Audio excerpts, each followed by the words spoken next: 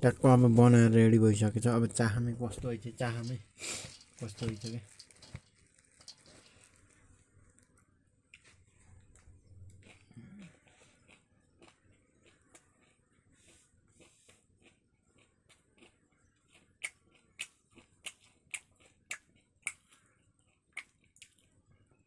क्या राम्रो भयो यार ट्याक्क सबै चिज लायो क्या।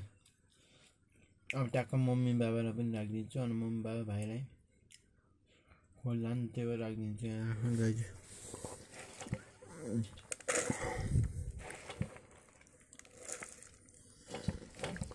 अब यहाँ मम्मी बाबालाई राखिदिन्छु ट्याक्क यस्तो